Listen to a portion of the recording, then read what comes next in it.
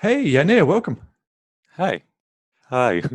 Hey, Yanir. What's your elevator pitch when you introduce yourself to people?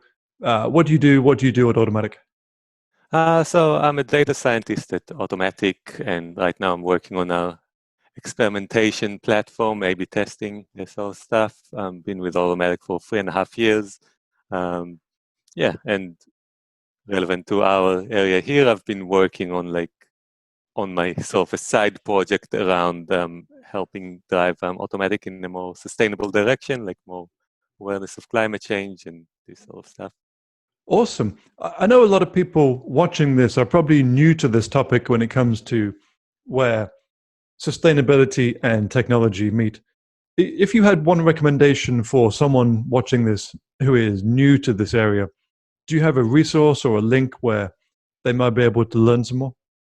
Yeah, so there's this blog post by Erika Reinhardt, which is called the Data-Driven Guide to Effective Personal Climate Action, where she goes through a lot of details of like sort of answering the question of what can you do given your time and resources. And it's very similar to the sort of action you can take as a company. So it like can scale up and down. So it's worth going through and getting more familiar because like there's I think often a feeling of helplessness where you think you can't do anything, but there's always something you can do.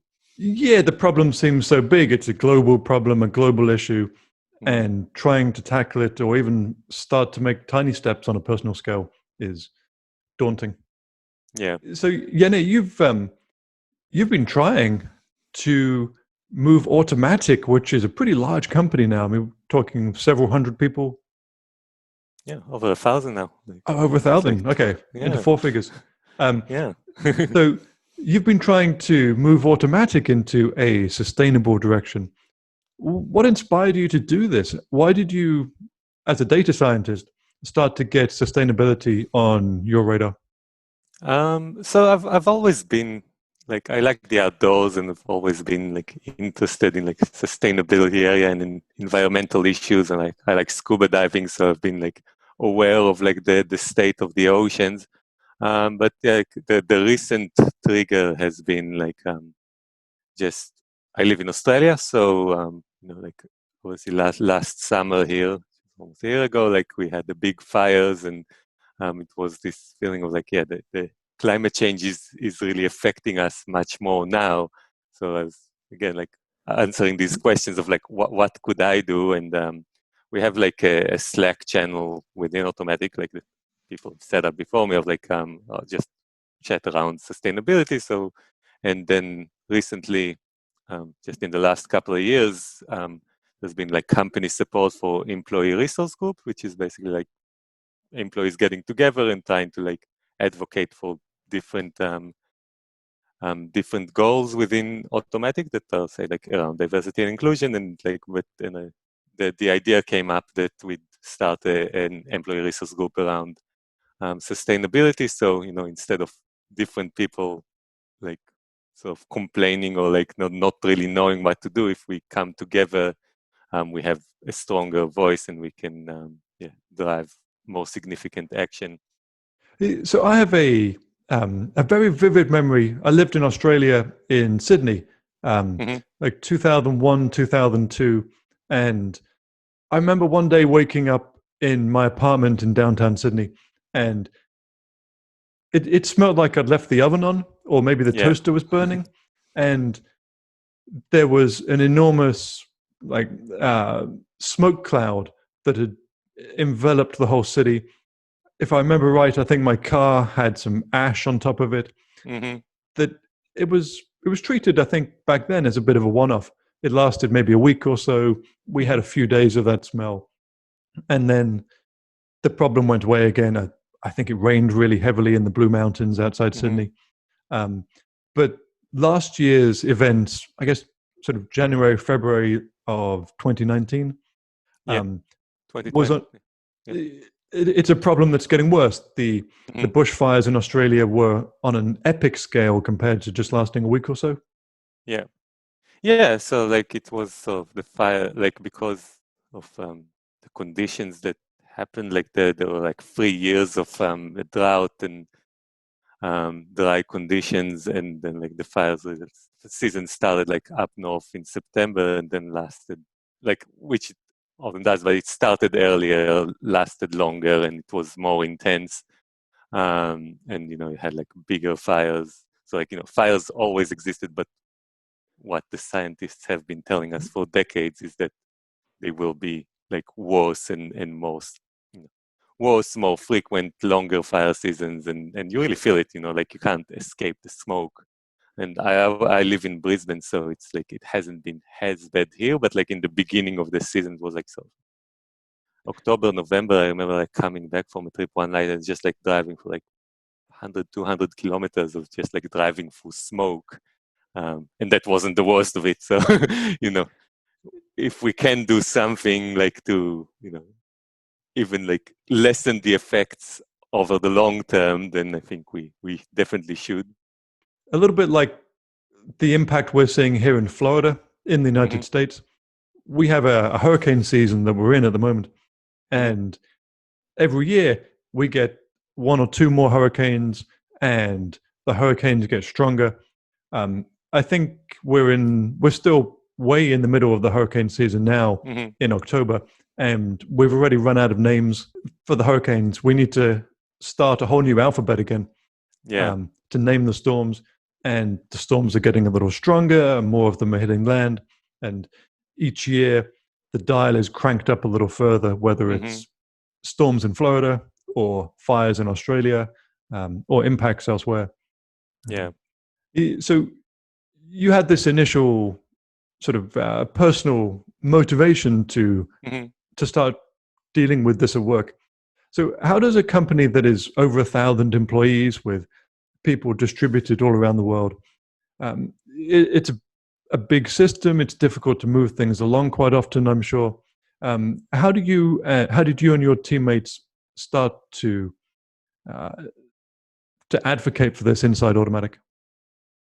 Yeah, so it was like that's why I like say that there have been like activity in this area at Automattic in like before we started this year. It was just and like they in the past they have done some work with Greenpeace around like surveying like the state of the like how much carbon is emitted from our data centers, but it wasn't like I think it was done twice and then wasn't repeated. And there has been some interest in looking into offsets, but it's a very complicated and field where it just there are lots of gotchas. So and then you don't want to like pay some money for like something that is a sham, really. So there has been like work in the past, but just this year itself, like things aligned in that area that like I think that there is like an increased awareness because, as you said, there's more things happening. Like we can't whereas like say 10 years, 20 years ago, climate change was this like, yeah, it's going to happen in the future. It's like now we're really seeing that the predictions are coming true. So it's not something that's like you can just like ignore and put off. So there's higher awareness, I think, within the company and within the tech industry in general. So there is like a bit of a process to starting an employee resource group. So we like just like gathered interest, and like we use P2s for a lot of our collaboration. So P2 and Slack and P2 is like the WordPress based internal collaboration system that you have at Automattic. Yeah, and it's now like they started commercializing it, so you can find it on WordPress.com. And it's sort of like a forum system, but more like around WordPress collaboration. So it's basically a WordPress theme, but with a lot of stuff for. So when you say you started a P2, you almost started a community forum inside Automattic. And then so the community forum was actually already there. So I like basically posted on the P2 things like around like, okay, are we interested in starting an ERG, an employee resource group, and like there's like about 30, 40 people responded, and then you run like a survey of like what people actually want to do within this ERG. So one of the top things was like advocate for have better idea of our carbon footprint and look into offsetting and advocate for offsetting, because like it's a group of employees, like the best, like we don't necessarily have the power to make the decision. But yeah, like we sort of got the ball rolling on that and got approval for this being like a formal group. And it just like happened that I had a chat with someone like from a startup who works in the area, and they posted it internally, and then um, our head of systems and like IT, he responded and said like that, yeah, he's been interested in offsetting like the use from our data centers, because that's a fairly, the assumption is that it's a fairly big contributor to our footprint. So that's sort of, it's in like a low-hanging fruit, and yeah, it happened that, but again, like I said, it's very, you don't just want to like blindly pay someone something and not really understand what you're doing, and you want to like make sure that you're getting good measurements. So But I've got a couple of questions on this. mhm, I guess you played a key role in this as a data scientist, trying to calculate exactly how much CO2 Automatic's work was putting out every year. mhm. So how did Yeah, that work? How did you end up calculating the output of the company? yeah. So it like it really was like basically a side project for me, and so that timing coincided with when we went into lockdown here. So suddenly I had like much more free time on my hands to like really like read a lot of resources and better understand the area. Hey, you're one of those Um, few people that actually got something done during lockdown, and you were yeah, it was productive. a useful lockdown project. It just like, I'm not sure I would have had the time otherwise, because there's all these other plans that got canceled. But like, okay, like I'm sitting at home, I might as well read this like 200-page document on Okay, so you on took this. carbon accounting. So you took this really seriously. Your research went deep. You read papers. You dug into the research on this. Yeah. So like, yeah, it's because you really want to. I really want to understand like the options and what we'll be paying for, because there are like a few different approaches. But yeah, like the way it's like, and I don't have background in this area, but yeah, I have like I like playing with data and this sort of stuff. So really understanding, carbon accounting is treated similarly to like other forms of accounting. So there's the greenhouse gas protocol group, and they put out a few guides that many companies, like I think it's used by over half of like Fortune 500 companies for their accounting, and Well, so like we try to follow that for our process, i- and is there an agreed upon way, or a way that you can explain easily, that a company like Automatic can calculate the output? You probably have data centers all around the world. It's not a. It doesn't strike me as an easy or straightforward calculation to make. yeah, so it is. So in our case, yeah, we have like we don't own the actual data centers. We like hire racks like in the data center, and we run our own servers within data centers that are run by other companies. So the companies that own the data center, they own the relationship with the utility provider, like the power, heating, and so on, and cooling.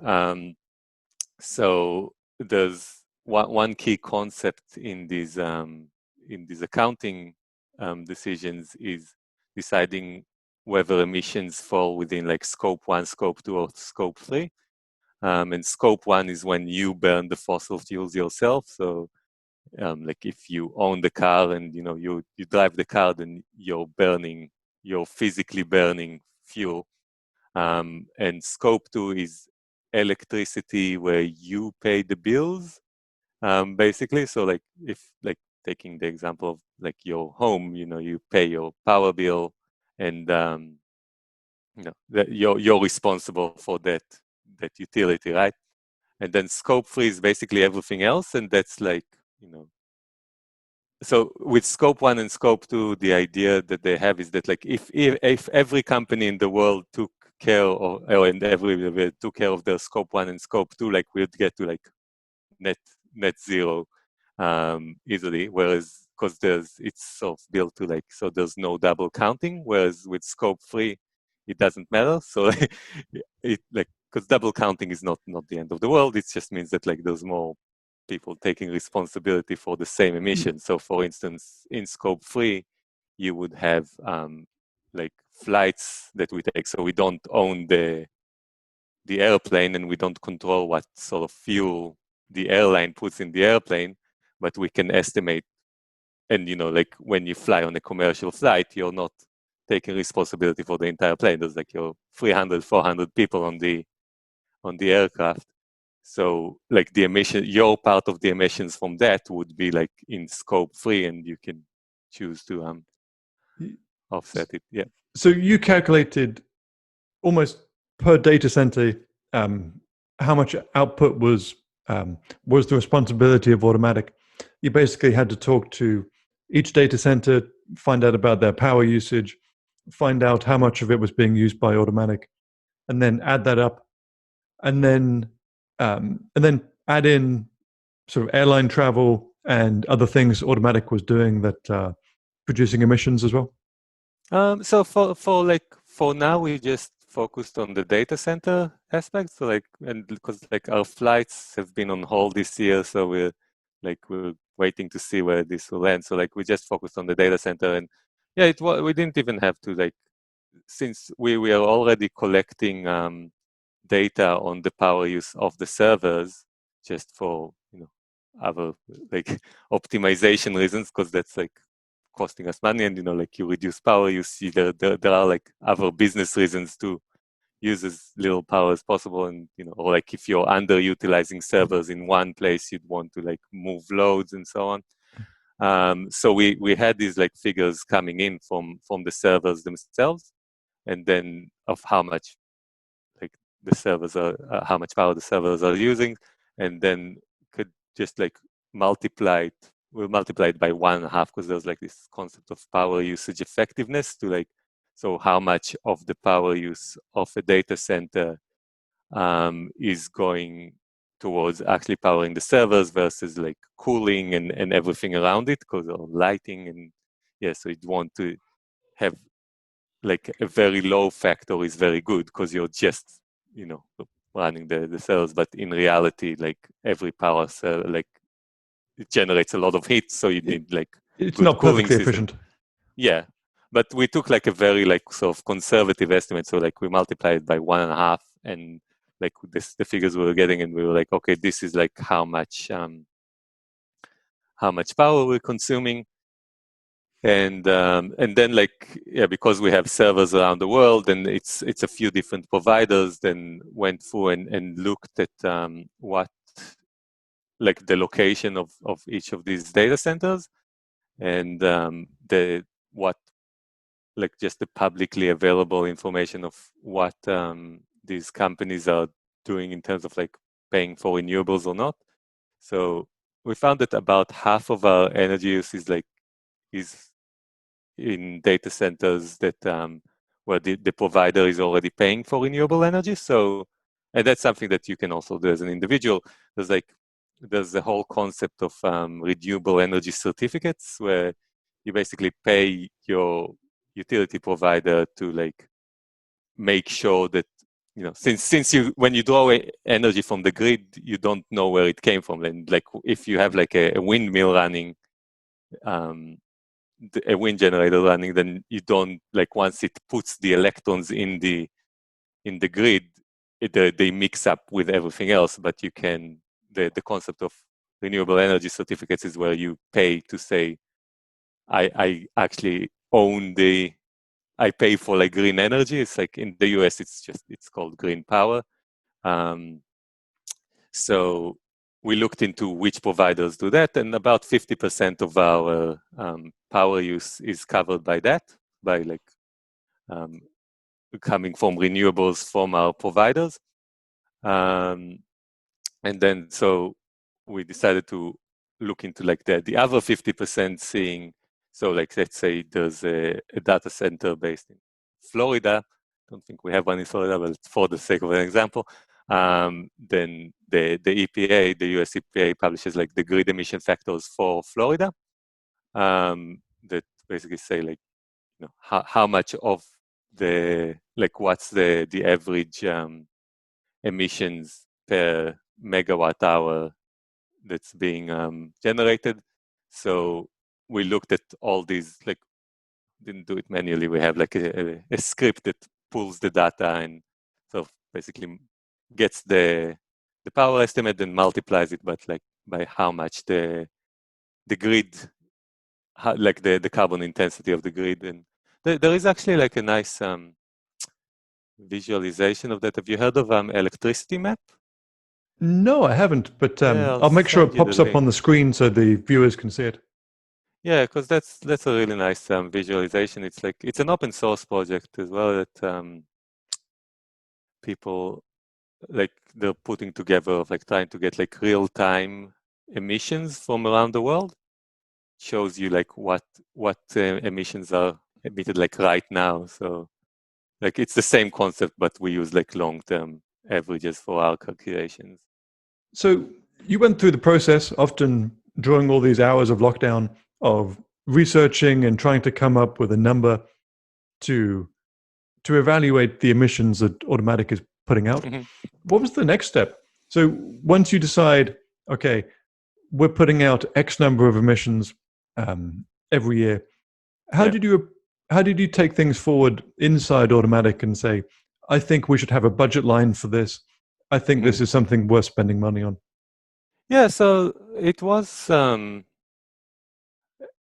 pretty good because like so back when we started running it, and Barry, the head of the systems team, he said he made like a rough like sort of back of napkin calculation, and when I got like into the more like got the considered like which providers are renewable and use renewables, and which like, and you know, specific emission factors of every grid, we ended up with a lower estimate, which is nice because it is a um, you know, it's a lower cost, but there was already the will to like offset whatever we come up with. And yeah, so like I looked, yeah, the next step is really deciding on what to do with this number. Um, Because so there's a lot of places that offer offsets, yeah, but uh, they vary greatly in terms of effectiveness, in terms of which yeah. ones are reputable. How did you end up choosing the provider you went with? So I, yeah, I did go into like, yeah, a lot of other rabbit holes on choosing a provider, and there's something that I linked to in the blog post that I wrote about it on. It's called just Offset Guide, and it really covers sort of things that you should be looking into, like whether the offsets are additional, so like you can pay for offsets that aren't necessarily like that of emissions that would have been saved anyway. And yeah, like you very quickly come across a few of the names in the industry of like there's a few different certification bodies. Um, like Gold Standard is pretty highly regarded, and it's like it started as an initiative by WWF and a few other organizations. So they look into these projects and provide extra certification. And I found it like um, and yeah, one thing that I was looking at as well is just, you know, because there are all these different providers, they vary in like the amount of like the commission they take as part of it, and like every extra certification is obviously costs money to the offset projects themselves. It's just like any non-profit. They have staff to pay, they have Yeah, expenses, and some of them do a much better job of keeping those costs down and yeah, making sure more of your money goes towards offsets. And some of them yeah, are potentially disreputable. Um, So you relied on those certifications and that guide to navigate and try and find a good provider? Yeah, yeah, and ended up. So there are like one nice thing is that a lot of companies coming up now that like really try to make it easy for people to like purchase offsets. There's like a subscription. There's like one Ecology that I saw that you like Publish Press is signed up to, and Yeah, that's right. yeah, I actually signed up to them like for my personal offsets because it's they do the offsets and plant trees. But for the big bulk buy of Automattic, like ended up finding that the UN is like runs the platform of offsets, and they just like the platform itself doesn't take any money. It just connects like buyers to sellers. So you do the bank transfer directly to the project provider's bank account. So That's Semoshi? no, that's yeah. Like we chose Simoshi, but the platform is called Climate Neutral now. I'll drop you a link. So we found that the Simoshi project on the UN platform. I was just searching for like, so that's like one. Okay. Yeah. So they have like that's the UN certification, but then like we to make it even more rigorous, we searched on that platform for projects that are also certified by gold standard, and then basically looked at the projects and saw like what they actually do, and also a lot of them like publish so the UN has I think 17 sustainable development goals, and so we were looking at sort of what goals they contribute towards, and we ended up like choosing the Simoshi, a project by Simoshi where they basically improved the efficiency of cook stoves at like schools in Uganda. So they generally like cook with wood stoves, and they still do, but like the old stoves are very inefficient. Like you burn a lot of wood but don't get that much energy, and like there's a lot of indoor pollution that it's causing like all these respiratory issues, um, and causes like increased deforestation because you need more wood. So yeah, we decided to go with that because it had all these other benefits. So I guess it doesn't have to be planting trees for your offset. That's just one of many options. And B, quite often these projects do a lot of good beyond simply yeah, being a carbon offset. They often provide some cultural, some society benefit as well. yeah, yeah. And planting trees is a very like it's not considered like the best offset because in that offset guide, one of the things, the concept that they talk a lot about is the permanence. So as we've seen with like the fires, you plant a tree, like it doesn't, first it takes like a long time for the tree to like reach its full potential in terms of carbon absorption. And then like we can't guarantee that, like no one can guarantee that the tree will be there in 100 years. Like it can burn down in a couple of years. So I like what a lot of, like what ecology is doing as well. They buy offsets and then the trees they plant are on top of the offsets. So that's like I think the way to go with it. And so like because there is like there has been a lot of deforestation in the last few hundred years, and reforestation should be a part of the solution, but it's not necessarily the best offset in terms of like like we need to reduce carbon emissions or like suck down carbon like sort of right now rather than over the course of decades. So planting trees is not a bad thing necessarily, Yeah, oh, it's and good. yeah, and it might be an easy way for people to get their heads around it, and an easy place to start because platforms like Ecology make it very easy to get the ball rolling. But if you're diving into this on a deeper scale for something like Automattic, then there are perhaps some better options available than simply Yeah, counting how many trees you plant. yeah, and there are like a lot of like I feel offsets have a pretty bad rap because there have been a lot of stories in the media like you can like depending on which certifying body and so on, there are offsets that are around like paying people not to cut trees. And there are a lot of questions that come up of like, okay, maybe if you're protecting this patch of forest, who's to say that people aren't gonna go and like instead of cutting tree, like cashing in on like not cutting trees in this patch and then go and cut the same amount that they would in a different area. So yeah, Yeah, these are not easy questions to answer. yeah, exactly. So it's there's the whole like not but with this efficiency of stoves, it seems it's more straightforward. It's like okay, if they need less wood to run these stoves, then you know then they would use less of it. So that's the idea. So it's like it's sort of you have like those carbon savings right now rather than in the future.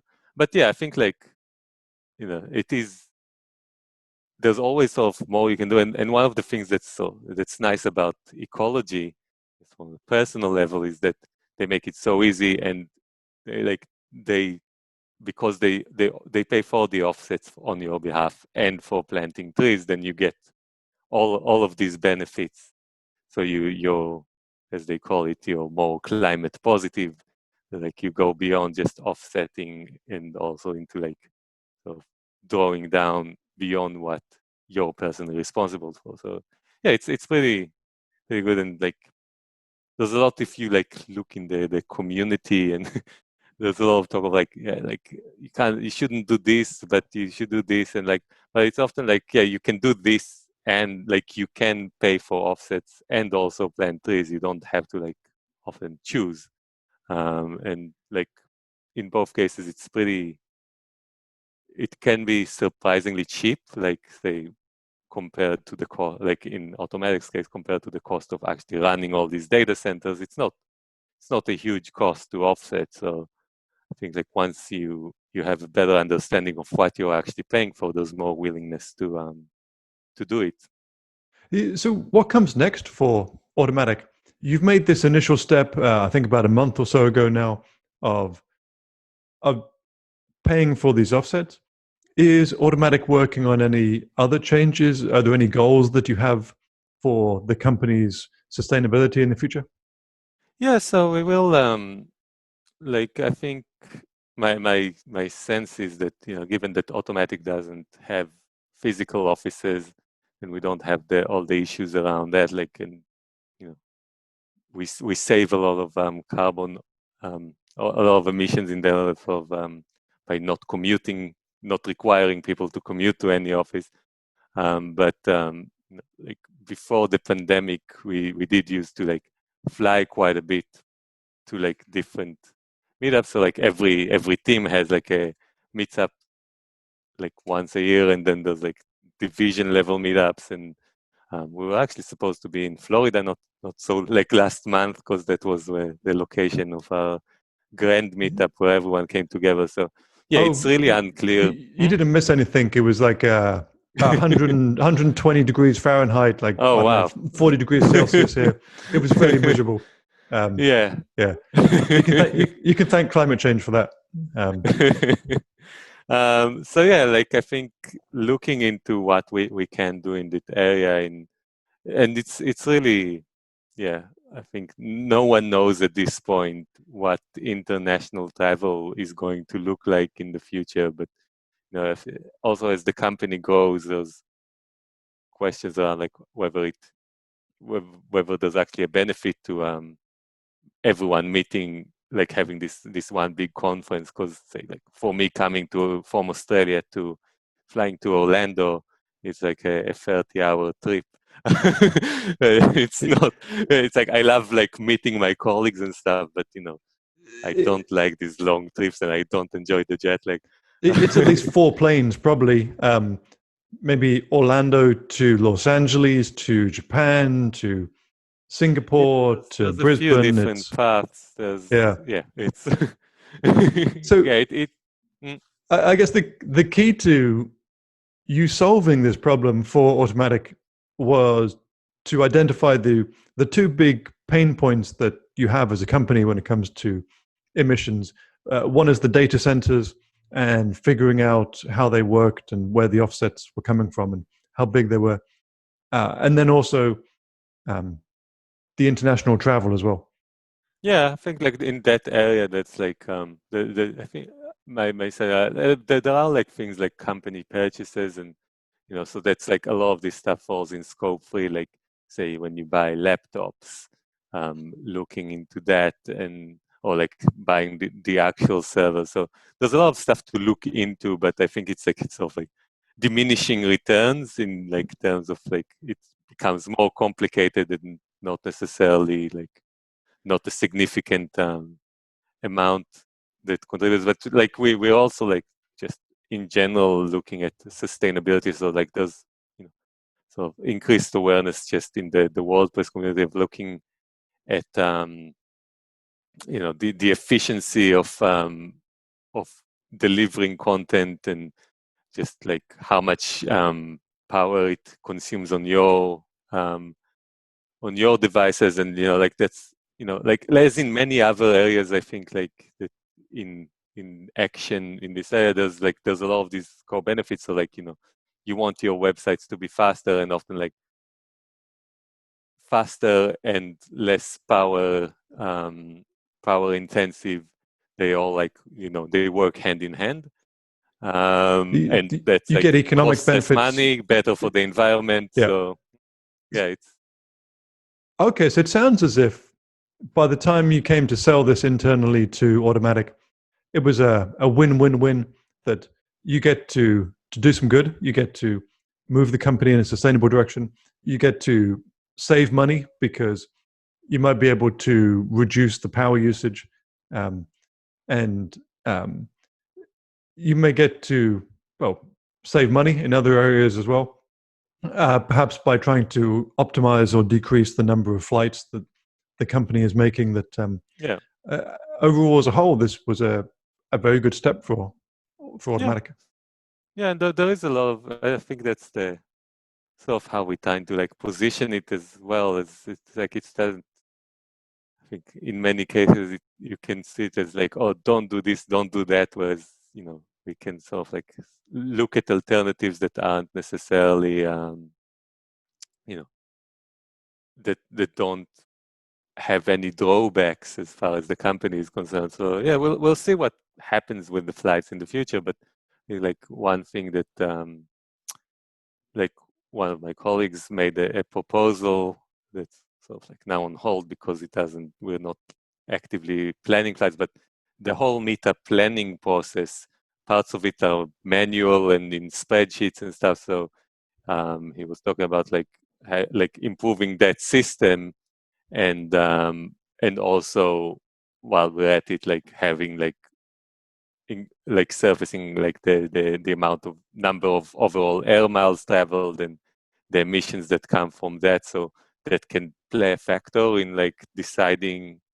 whether to travel, or like, or say in Europe it's pretty common, like if you're in Germany and you have like a meetup in France, then just letting people know that like, oh, you can take the train and it will probably take you just like not much longer, and you will say so sort of like surfacing that information in a way that's not necessarily less like less off-putting and more like sort of positive, um, And that's where a data scientist can come in very useful. mm. Yeah, there's like a lot of drawing of like different data sources, and yeah those, it's pretty interesting from the data aspects. Awesome. Well, thank you so much, Yanir. I congratulate you on doing this inside Automattic and wish you all the best with Yeah, the thank future you. steps, whether it's air travel or whatever else you can do to optimize what goes on inside Automattic. Yeah, thank you. Thanks for inviting me.